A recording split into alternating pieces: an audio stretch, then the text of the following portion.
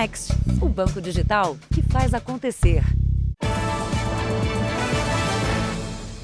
Olá, boa noite. Boa noite. Os sequestros em que os criminosos fazem transferências de dinheiro das vítimas por meio de Pix cresceram mais de 100% no estado de São Paulo em 2021. Olha, 2 casos dramáticos foram registrados aqui na capital paulista. Em um, a polícia conseguiu prender o suspeito em flagrante depois de uma perseguição que terminou com uma batida de carros. No outro, a ação violenta dos criminosos foi gravada por uma testemunha. O flagrante impressiona. Depois de ter o carro fechado, o homem de 70 anos de idade, que estava a caminho de um shopping para almoçar, caiu no chão ao ser levado do automóvel. Um dos criminosos tenta levantá-lo. O outro traz um carro roubado para perto. Depois de muito esforço, o homem é levado. De madrugada, depois de cerca de 10 horas de sequestro, o empresário Lengard Miller foi colocado em liberdade por causa da movimentação da polícia na região do cativeiro. Segundo dados da Secretaria da Segurança Pública divulgados hoje, o número de casos de extorsão mediante sequestro no estado de São Paulo teve um aumento de 130% entre 2020 e 2021. Hoje mesmo, a Polícia Militar interrompeu de forma dramática um sequestro que aconteceu nesta esquina movimentada de São Mateus, na zona leste de São Paulo. Denunciado por testemunhas, o sequestrador fugiu com a refém, de quem exigiu transferências por Pix. Ele queria fazer transferência via Pix. No momento que a vítima desbloqueou o celular, foi o momento que a nossa equipe conseguiu localizá-lo, iniciando esse acompanhamento. Aí ele acabou não logrando êxito em fazer a transferência completa. Durante a perseguição policial, ele colidiu com 2 outros carros parados num semáforo. A mulher conseguiu escapar sem ferimentos. O suspeito foi preso com um laptop, 2 celulares e um simulacro de arma de fogo. O empresário, que foi sequestrado em outra região de São Paulo, sofreu alguns ferimentos na perna. Ele estava emocionado ao deixar a delegacia. Pensou que não sairia vivo do sequestro. Eu saí do carro e eles falaram, ajoelha. Falei, daqui eu não vou sair vivo. Mas, na verdade, foi só um susto, porque quando eu ajoelhei, até eu pus as 2 mãos na cabeça, porque se eles dessem um tiro, pelo menos pegava na mão primeiro, não ia direto pro cérebro. Daí o cara falou, você fica aqui ajoelhado até os próximos 10 minutos. Se você levantar, eu mato você.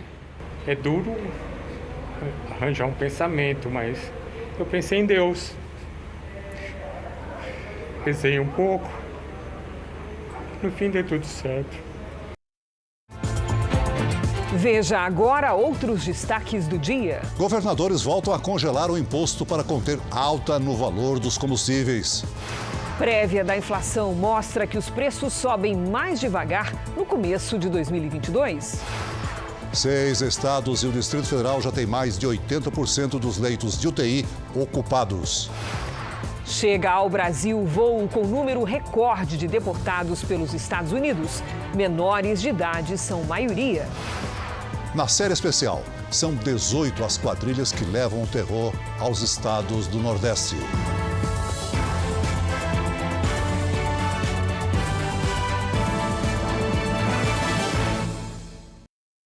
Oferecimento Bradesco. Abra sua conta grátis pelo app.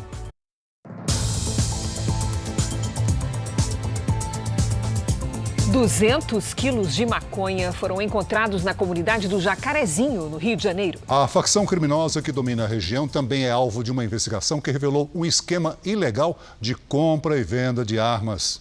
Os tabletes estavam escondidos sob o telhado de um galpão abandonado.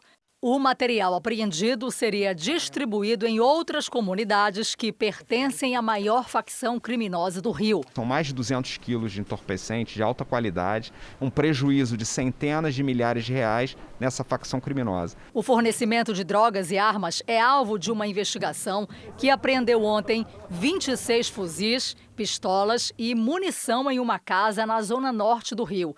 A polícia investiga a informação de que o armamento seria entregue no Jacarezinho. Um desdobramento da investigação é exatamente rastrear o caminho dessas armas, verificar a legalidade, as munições. O imóvel pertenceria a Vitor Furtado, de 35 anos, e Paula Labuto, de 28. O casal foi preso em Goiás com 11 mil munições no carro. Um terceiro suspeito, que seria o irmão de Paula, está foragido. Vitor tem registro de colecionador de armas. A polícia acredita que ele usava a licença para comprar as armas de forma lícita e repassar aos traficantes. O Jornal da Record teve acesso à transcrição de uma ligação entre Vitor e integrantes da organização criminosa. Na conversa, ele diz que deixou munição para ser testada e que vai dar para o traficante um total de 450 balas. A polícia acredita que a munição e as armas apreendidas seriam usadas em guerras contra facções rivais. A investigação também apura se há lavagem de dinheiro na compra e na venda dessas armas. O valor dos fuzis apreendidos chega a quase 2 milhões de reais. Agora, o Ministério Público vai analisar os celulares do casal preso para ter acesso a novas informações. A partir dos celulares do casal, nós teremos uma outra linha de investigação para apurar a possibilidade de irregularidades, inclusive de envolvimento de funcionários públicos na aquisição dessas armas, que era um arsenal muito grande. Mais de 200 brasileiros deportados dos Estados Unidos, isto é, expulsos mesmo, chegaram hoje a Minas Gerais. Muitos são crianças. Desde 2019, este é o maior número de deportados em um único voo com destino ao Aeroporto Internacional de Confins, em Minas. Este homem, que não quer se identificar, foi atrás de oportunidades melhores de vida, mas acabou expulso dos Estados Unidos com a esposa e a filha de 8 anos de idade. Eu fui para lá em busca de uma vida melhor, mas só que foi interrompida no meio do caminho. No voo que chegou a Confins, na região metropolitana de Belo Horizonte, havia 211 pessoas, incluindo 90 crianças com até 10 anos de idade, que estavam retidas na imigração americana. O avião com os deportados decolou de uma base militar no estado do Arizona e pousou no Aeroporto Internacional de Belo Horizonte, 1h30 da tarde. Logo após o desembarque, policiais federais e representantes da Vara da Infância e Juventude acompanharam os passageiros em uma triagem que durou cerca de 2h30. A Polícia Federal vai apurar como essas crianças saíram do território brasileiro e verificar a que condições foram submetidas desde que saíram do país. Se tivessem tratado a gente bem até a deportação, seria tranquilo, porque todo mundo que atravessa a fronteira sabe que tem um risco de deportar. Mas, infelizmente, é o tratamento deles que foi ruim, não a deportação. Este é o maior desembarque de deportados em voo único no aeroporto de Confins desde 2019. Por aqui passaram 3.831 brasileiros que foram presos ao tentar entrar ilegalmente nos Estados Unidos. Ainda sobre a imigração ilegal aos Estados Unidos, a Guarda Costeira do país busca por 38 pessoas que desapareceram depois de um naufrágio na costa da Flórida. Um corpo foi encontrado. O único sobrevivente até agora é um homem que estava agarrado ao casco da embarcação. Segundo ele, o barco saiu das Bahamas no sábado e virou por causa do mau tempo. A maioria dos governadores e mais o Distrito Federal decidiram prorrogar o congelamento do imposto ICMS que atinge os combustíveis. A medida é uma maneira de frear o aumento nos preços da gasolina e do diesel. Depois de um acordo feito hoje, o congelamento do ICMS será prorrogado até 31 de março. Há um desentendimento entre os governadores e o presidente Bolsonaro sobre o preço dos combustíveis. O presidente defende que o problema está no imposto. Já os estados põem a culpa na política de preços da Petrobras. A empresa define o valor nas refinarias de acordo com o preço internacional dos combustíveis, que é calculado em dólar. Congelar o ICMS é uma solução temporária, mas o governo estuda uma proposta definitiva. O Palácio do Planalto está construindo uma proposta para tentar baixar o preço dos combustíveis e o da conta de luz. A ideia do governo seria reduzir ou até zerar temporariamente impostos como o PIS/COFINS e o ICMS. Isso geraria uma perda de arrecadação não só para o governo federal, mas também para os estados, mas puxaria o preço da gasolina para baixo. A dificuldade é encontrar uma fórmula para compensar os valores dos tributos que não serão recebidos. Ainda não há uma proposta fechada. Nós queremos sim reduzir o preço dos combustíveis, reduzir o custo de vida do brasileiro, poder fazer esse equilíbrio entre arrecadação e vida real. E essa vida real está pesada, está cara, a inflação tem feito a nossa população sofrer. E esse gesto do governo é, sem dúvida alguma, muito importante para que o Congresso possa, o mais rápido possível, apreciar e aprovar essa proposta de emenda à Constituição que trará a redução nos combustíveis para toda a população. A expectativa é que o texto seja apresentado em 15 de fevereiro. A prévia da inflação para janeiro desacelerou em relação ao mês passado. Isso significa que os preços continuam subindo, mas de forma mais lenta. Seu Dorival e a mulher substituíram a compra do mês pela pesquisa do dia a dia no supermercado. Eles estão sempre atrás de alguma promoção. A gente vai com um certo dinheiro para comprar alguma coisa, mas chega lá e não compra, e a gente sente no bolso. Na casa de muita gente, até o cafezinho vem sendo cortado. Tinha um cafezinho da tarde, vamos cortar, vamos deixar só pela manhã mesmo. E olha que a prévia da inflação oficial, o IPCA 15, desacelerou.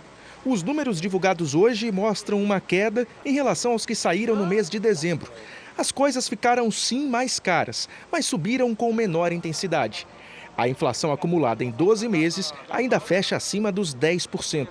8 dos 9 grupos de produtos e serviços pesquisados pelo IBGE tiveram alta. O maior impacto veio na área de alimentos e bebidas. Na sequência aparecem os gastos com saúde e cuidados pessoais e habitação. Por outro lado, os transportes ajudaram a segurar os números. O preço da gasolina caiu nas refinarias e o das passagens aéreas também. A alta de preços aconteceu em todas as 11 regiões pesquisadas. O menor aumento foi em Brasília e o maior foi aqui na região metropolitana de Salvador, quase o dobro da média nacional. A inflação das camadas menos favorecidas ela é ainda maior, porque a gente viu um aumento de preço muito grande naquilo que todo mundo tem que consumir, energia elétrica, aluguéis, bens de necessidade básica, e às vezes os bens que tiveram deflação, que tiveram uma diminuição de preço, eles não são bens que fazem parte do dia a dia de consumo das famílias menos favorecidas. Olha, no noticiário internacional, destaque para aqueles países da Europa que planejam diminuir as restrições, as regras mais rígidas de controle do contágio, após o pico de infecções causadas pela variante Ômicron do coronavírus. Uma Europa dividida no combate à variante Ômicron, enquanto a Suécia antecipa o horário de fechamento de bares e restaurantes para as 11 da noite por causa do aumento de casos de Covid, a Dinamarca vai suspender todas as restrições a partir da semana que vem. A Áustria vai retirar o confinamento, mas só depois da redução nas internações causadas pela doença. Enquanto isso, a vizinha Alemanha discute no parlamento a possibilidade de tornar a vacinação obrigatória. 75% da população alemã tem apenas uma dose do imunizante. O país teve mais um dia de recorde no número diário de casos, 164 mil.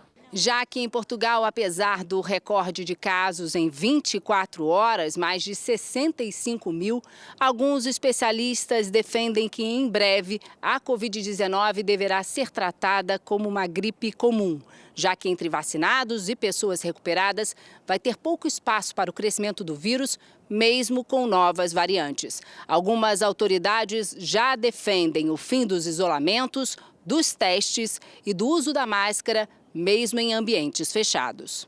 É o que vai fazer a Inglaterra a partir de quinta-feira. O país acabou com a exigência das máscaras e dos certificados de vacinação. Veja ainda hoje, mulher morre após procedimento estético e família acusa médico que atendeu a paciente de fugir da clínica. Na nossa série especial, o medo e as privações de moradores do Ceará que vivem em áreas disputadas pelo crime organizado. E não se esqueça, o futebol na Record começa logo após a Bíblia.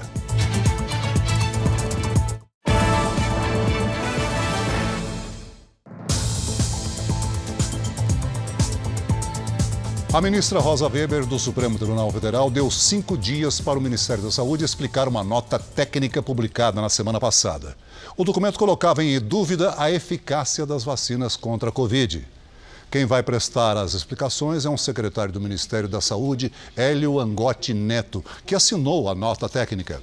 O Ministério retirou a nota e publicou uma nova no Diário Oficial, sem a tabela que questionava a eficiência das vacinas. Fontes da Record TV, no Palácio do Planalto, disseram que a nota foi motivo de uma reunião de urgência convocada agora à tarde pelo presidente Bolsonaro com o ministro da Saúde, Marcelo Queiroga. Bolsonaro estaria descontente com a maneira como o ministro lidou com o assunto. Olha, depois da divulgação ontem da alta na arrecadação federal, que é todo o bolo dos recursos que vem dos impostos que nós pagamos e que vai lá para os cofres em Brasília, nesta terça foi o dia de revelar os números da dívida pública. Então vamos lá. O Brasil encerrou 2021 com uma dívida pública de 5 trilhões e 600 bilhões de reais. Isso representa um aumento de 12% em relação ao ano anterior, 2020. O endividamento deve continuar a subir neste ano, mas o Tesouro Nacional, que concentra toda essa informação e que controla os recursos públicos, garante que já tem em caixa, agora em janeiro, dinheiro para honrar todos os compromissos de 2022. O pré-candidato à presidência Sérgio Moro afirmou hoje que vai divulgar nesta sexta-feira quanto é que ele recebeu do escritório Alvarez e Marçal durante o período em que trabalhou para a empresa. O ex-juiz federal e ex-ministro da Justiça, Sérgio Moro, prestou consultoria à companhia em 2021. Estas perguntas, o questionamento sobre estes valores recebidos, partiu do Tribunal de Contas da União. Moro diz que considera o processo um abuso, mas que vai revelar os ganhos em consideração aos brasileiros. Os Estados Unidos lançaram mão de um último recurso diplomático para tentar resolver a crise na Ucrânia antes de uma possível invasão russa ao país. Enquanto isso, ucranianos e russos, numa reunião sem os Estados Unidos, concordaram em manter um cessar-fogo até uma nova conversa em 2 semanas. Um documento entregue às autoridades russas deixa claro que as exigências de Moscou para que a aliança militar comandada pelos Estados Unidos retire tropas e armas da Europa Oriental dificilmente serão atendidas. Apesar disso, Washington diz estar pronto para discutir temas importantes como o controle de armas e o fortalecimento da confiança entre os países. É uma tentativa de abrir o diálogo, mas também de ganhar tempo. Enquanto isso, a Rússia continua com exercícios militares em terra e ampliou o envio de caças para um país próximo, Belarus. O ministro das Relações Exteriores da Ucrânia acusou Moscou de semear o pânico. Os Estados Unidos seguem buscando o apoio de aliados europeus, mas o tema é delicado e há interesses econômicos da União Europeia, como a importação de gás da Rússia, produto considerado essencial para muitos países europeus. A iminência de uma invasão russa à Ucrânia contribuiu para a alta do petróleo. O preço do barril atingiu o equivalente a R$ 490, o maior valor em 7 anos. Agora veja que avanço importante, Celso. Mulheres vítimas de violência doméstica passam a contar com um novo aliado para pedir ajuda em situações de perigo. É o botão do pânico que aciona a polícia por meio de um aplicativo escondido no celular. O pedido de socorro, que estava na palma da mão, agora está também no celular. Essa mulher sabe o quanto medidas assim são importantes. Foram mais de 2 décadas de agressões do ex-marido. Ela pegou faca, fez agressão verbal e que ele vinha pra cima de mim. Eu tento matar minha filha mais velha. Agora, ela e outras mulheres podem recorrer também à tecnologia. Um aplicativo instalado no celular que tem um botão de pânico. A ferramenta é disponibilizada pela Polícia Militar de São Paulo e em alguns municípios também pela Guarda Municipal, como aqui em Santo André, região do ABC Paulista. Esse aplicativo não está disponível em lojas virtuais como os outros. É uma exclusividade para aquelas mulheres que já possuem medidas protetivas concedidas pela Justiça. Depois disso, basta procurar um serviço como esse, o da Patrulha Maria da Penha, para fazer o cadastro e instalar o aplicativo. Aí, no caso de perigo, qualquer tipo de risco é simples. Bastam 2 toques e a central é acionada. A localização é feita pelo GPS do próprio celular. As vantagens seria a possibilidade dela não falar absolutamente nenhuma palavra. Com 2 toques ela consegue fazer o acionamento. São mais de 30 mil mulheres cadastradas no estado de São Paulo. Em Santo André, quase 1.400 têm direito ao aplicativo. Outros estados também têm versões desse serviço. Ela pediu apoio no botão, é porque é um apoio extremo. É porque está no extremo de perigo para ela. Quando se viu ameaçada com o ex-marido dentro de casa, a mulher rapidamente recorreu ao botão de pânico. O agressor foi preso em flagrante. Veja a seguir: onda de assaltos a unidades de saúde assusta funcionários e pacientes. Na série especial, o terror imposto pelos grupos que integram um novo cangaço no nordeste do país. E não se esqueça, o futebol na Record começa logo depois de A Bíblia.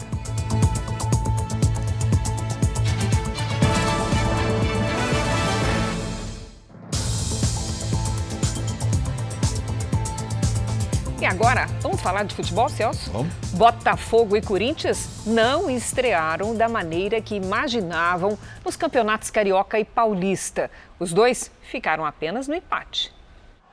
No Engenhão, o Boa Vista saiu na frente. Cadu Fernandes aproveitou a distração da defesa e abriu o placar. O Botafogo reagiu minutos depois. Carlinhos empatou de cabeça. Final 1-1. Pelo Paulistão, Corinthians e Ferroviária empataram em 0-0. O jogo marcou o reencontro do meio-campo Paulinho com a torcida do Timão. Ele foi muito aplaudido e faltou pouco para marcar logo no primeiro jogo.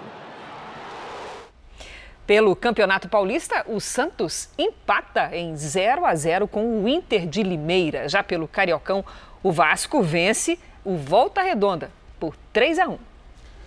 E você já sabe, hoje tem futebol na Record TV. Uma parte do país vai acompanhar a estreia do Flamengo no Campeonato Carioca contra a Portuguesa. Nós vamos ao estádio Luso Brasileiro, que fica na Ilha do Governador, com a repórter Bruna Beltri. Como é que estão os preparativos por aí, Bruna? Boa noite.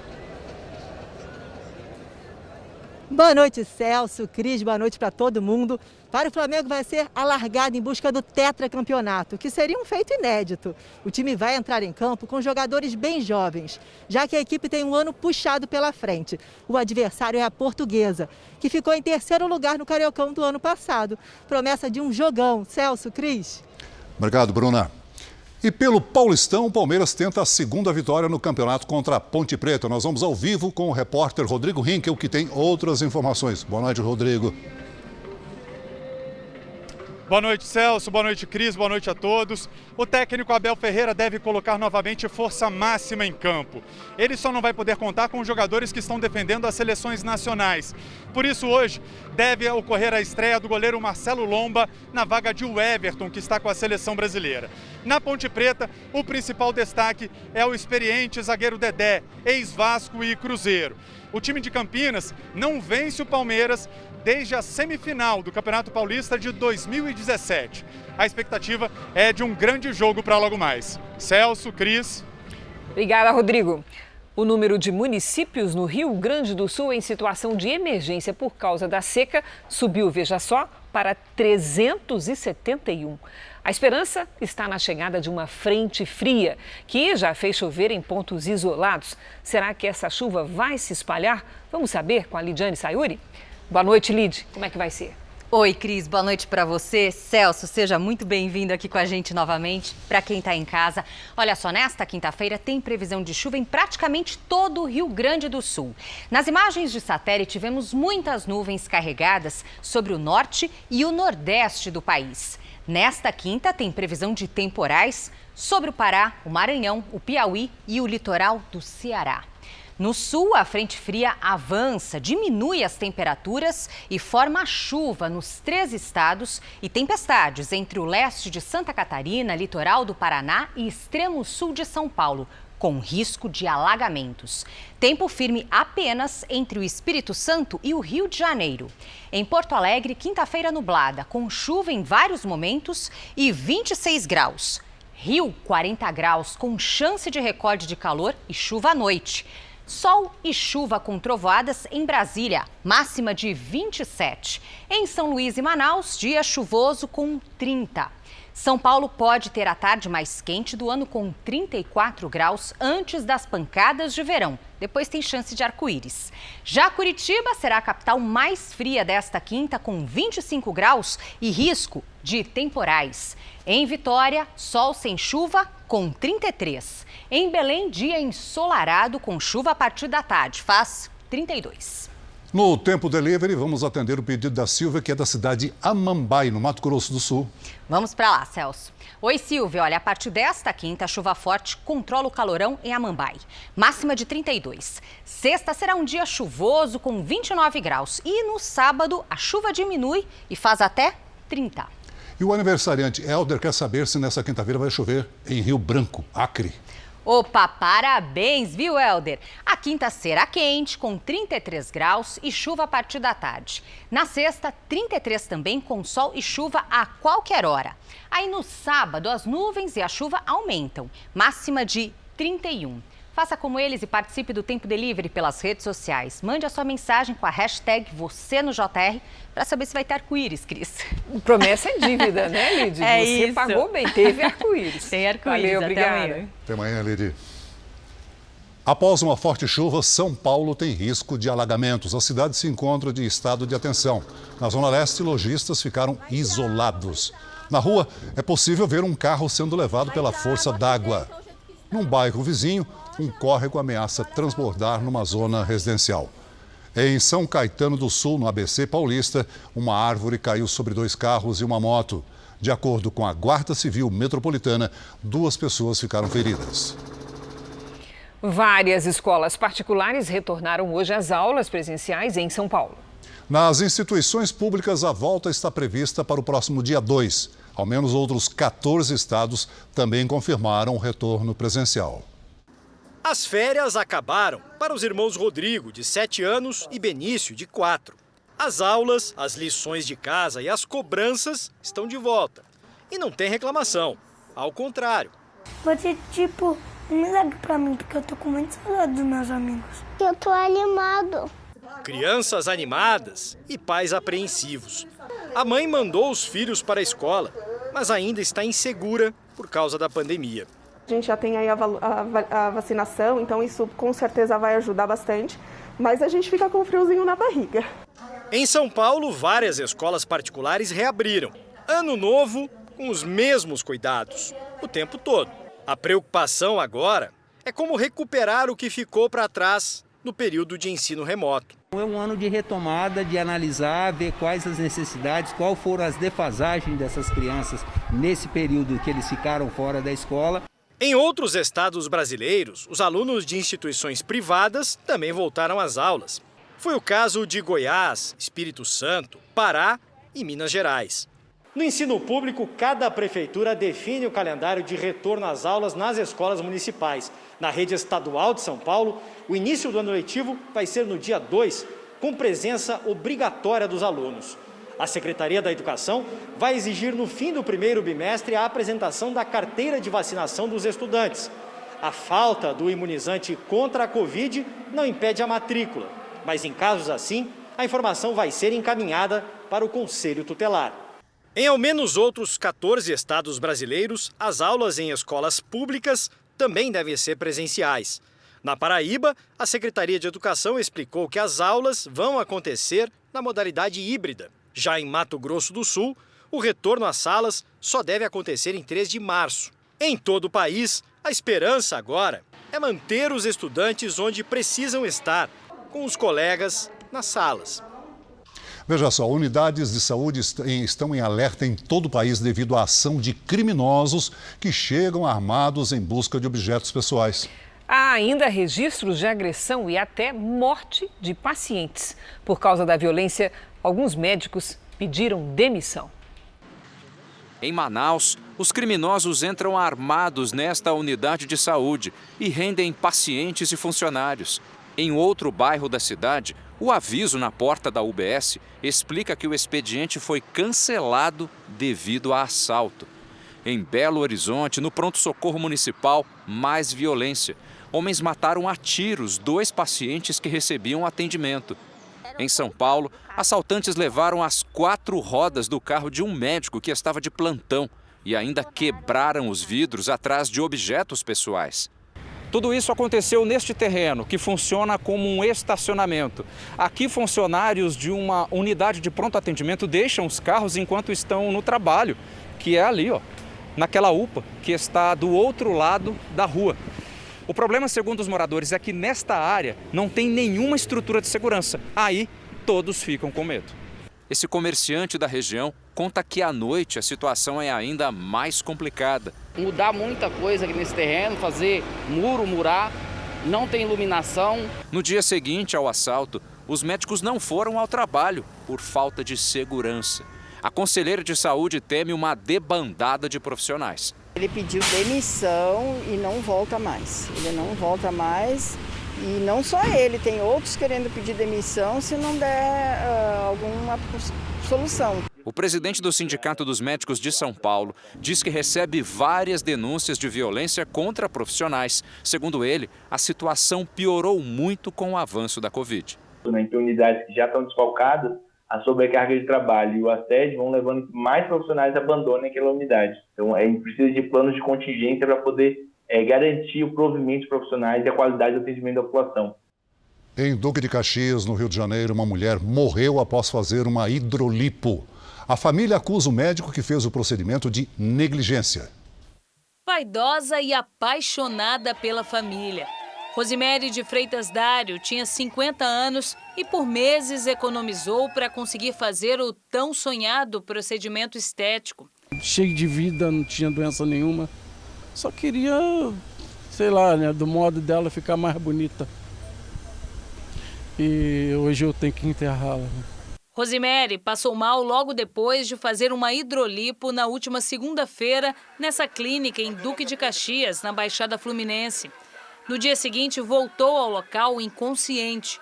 Segundo a família, o médico responsável pelo procedimento fugiu assim que constatou a morte da paciente. Ronald Rente Gomes se identifica nas redes sociais como proprietário da clínica. O médico prestou depoimento no dia da morte e foi liberado. Mas ele ainda deve ser ouvido novamente pelos investigadores. A polícia agora aguarda os laudos da perícia para avaliar se a clínica tinha condições de realizar procedimentos estéticos como esse. A família também denuncia que o medicamento injetado em Rosimere, momentos antes da morte, estaria fora do prazo de validade. O vídeo gravado por eles mostra as condições da clínica. Remédios aparecem armazenados ao lado de um depósito de lixo. Como é que coisa de farmácia vai ficar perto de lixo? Difícil. Outras 2 pacientes tiveram complicações graves depois de passarem por procedimentos estéticos com o mesmo médico e procuraram a polícia. A Pamela é uma delas. Tive que ficar internada, senão eu ia ter necrose novamente e eu poderia perder o glúteo ou a vida. Ele não me deu o respaldo, ele não me deu assistência. Eu faço tratamento psicológico porque eu fiquei mal. A assessoria do médico disse que não vai se pronunciar antes do resultado dos laudos. No Paraná, biólogos descobriram um novo morador ali no Parque Nacional do Iguaçu. Era uma onça pintada que foi flagrada dando uma voltinha pela região. O macho, aparentemente jovem, aparece caminhando tranquilamente pela mata. Ele cheira uma árvore chamada peroba rosa, que os felinos costumam arranhar para afiar as garras. Depois, olha para a câmera e vai embora. O animal nunca tinha sido visto nem do lado brasileiro, nem do lado argentino do Parque Nacional do Iguaçu. A gente identifica os animais pelas pintas ou rosetas, né? Cada um tem um padrão de pintas próprio, não existem duas onças iguais, é como se fosse uma impressão digital. E essa realmente é um novo registro que a gente não tinha. A onça foi registrada por uma das 60 câmeras que ajudam os pesquisadores do projeto Onças do Iguaçu a monitorar os animais. Neste registro do ano passado, outra onça tenta arrancar um dos equipamentos. Desde a década de 1990, mais de 40 onças já foram identificadas. A onça pintada é uma espécie ameaçada de extinção. Por isso, a descoberta de cada novo animal é comemorada pelos pesquisadores. Biólogos brasileiros e argentinos monitoram a espécie no Parque do Iguaçu desde 2009. Em 12 anos, o número de onças na reserva quase dobrou. A gente costuma dizer que onde tem onça tem vida. Então, se um ambiente está bem o suficiente para comportar uma população de onças pintadas no longo prazo, quer dizer que é um ambiente saudável, um ambiente ecologicamente equilibrado e que tem tudo o que a onça precisa para sobreviver. Voltamos a falar da pandemia. O Brasil teve hoje um novo recorde no número de novas infecções pelo coronavírus. Em 24 horas, foram 224.567. O número é do Conselho Nacional de Secretários de Saúde, o CONAS. 6 estados e o Distrito Federal já têm mais de 80% dos leitos de UTI ocupados.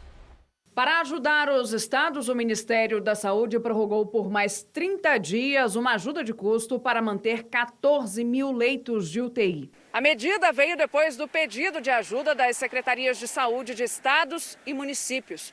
O levantamento mais recente da Fiocruz aponta que 6 estados e o Distrito Federal atingiram um momento crítico nas internações de pacientes com Covid. Estão em zona de alerta crítico, com mais de 80% de ocupação. Distrito Federal, Rio Grande do Norte, Piauí, Goiás, Pernambuco, Espírito Santo e Mato Grosso do Sul. Na zona de alerta intermediário, que é acima de 60% de ocupação, estão Mato Grosso, Tocantins, Pará, Amazonas, Ceará, Roraima, Amapá, Bahia, São Paulo, Rondônia, Rio de Janeiro e Paraná. Para a pesquisadora da Fiocruz, as medidas de prevenção e vacinação podem amenizar o problema. A única solução não pode ser a abertura de leite. A abertura de leite faz parte da solução, né? Mas assim, a gente precisa também estar preocupado em conter a pandemia. O Nordeste do país concentra um maior número de facções criminosas. São 18 quadrilhas agindo em todos os estados. Na reportagem de hoje da nossa série especial, a disputa violenta por territórios no Ceará e o novo cangaço na Bahia.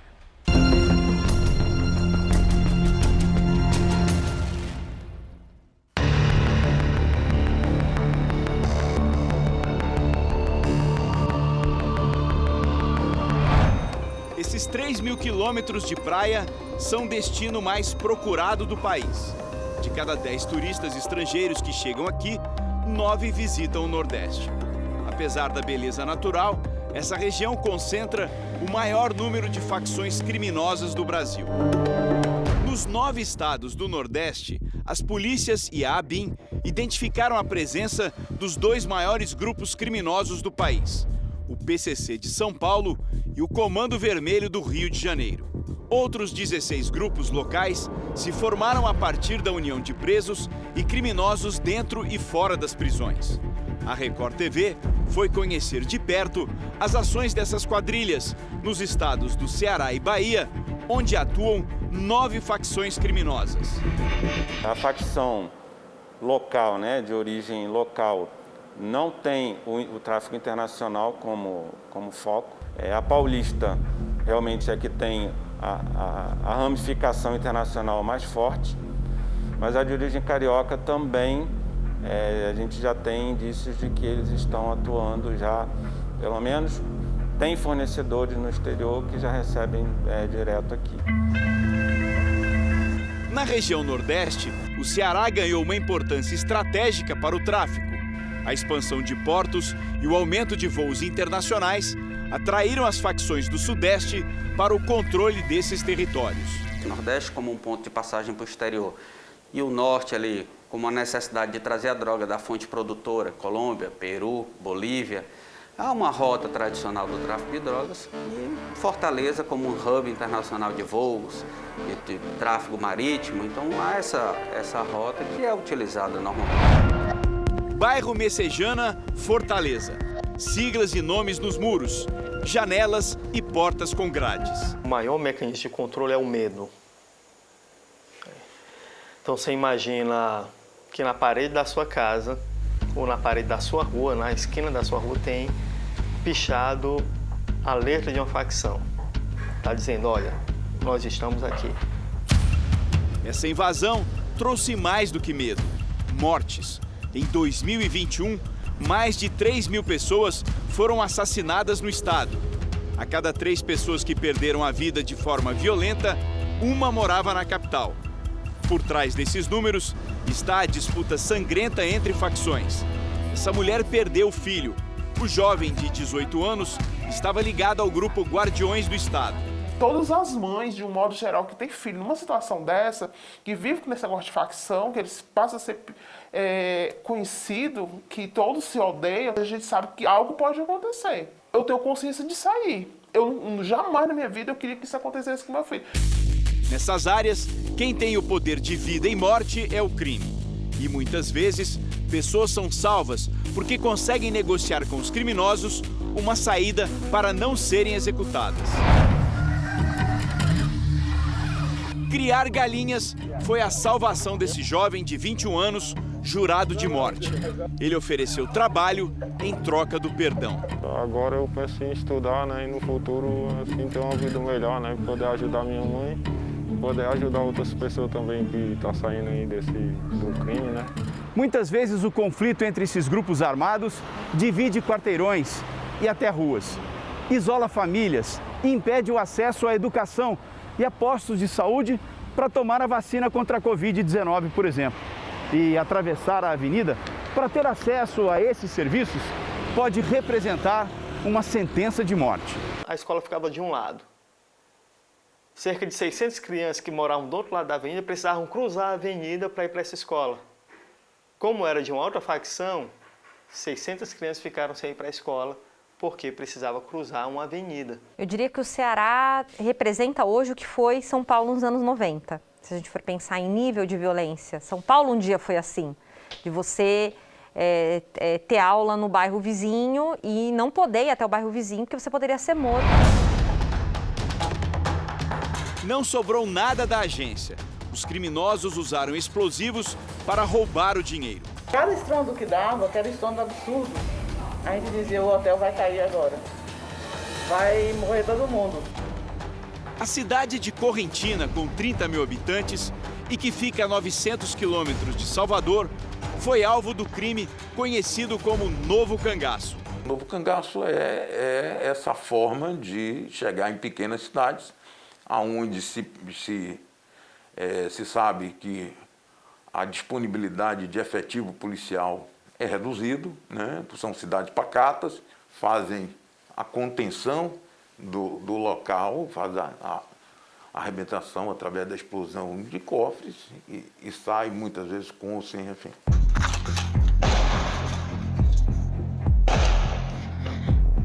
Ian ficou sob a mira de fuzis por 40 minutos. Fiquei agachado aqui enquanto muito barulho de tiro, muito barulho de bomba, eles explodiam os cofres, né? E sinceramente é assustador. Foi uma noite de terror. 3 ataques, 3 bancos destruídos. A quadrilha fugiu em vários carros. A perseguição com a polícia terminou com a morte de 4 suspeitos. Para esses atentados, as facções contratam especialistas em explosivos. O dinheiro roubado faz girar os negócios do crime. Isso se reflete em homicídios, isso se reflete em roubo a banco, né? Em roubo de carro forte, explosão de banco. 47 agências foram atacadas na Bahia em 2021. A violência dessas facções não traz só o medo, ela fragiliza as cidades do interior. O pior de tudo é a perda da confiança naquela comunidade. As pessoas mais pobres, elas começam a vender suas terras a preços baixos, porque elas têm medo de ficar naquelas regiões, vão para as cidades, para as periferias das grandes cidades. O que essas ocorrências produzem é, de fato, cidades cemitérios. As cidades elas vão se apagando porque as pessoas vão perdendo a possibilidade de viver ali. O Jornal da Record termina aqui. E à 00:30 tem mais Jornal da Record. Fique agora com a Bíblia. Episódio de hoje, a educação de Moisés. A gente se vê amanhã. Hoje o futebol na Record começa logo após a Bíblia. Boa noite. Até lá.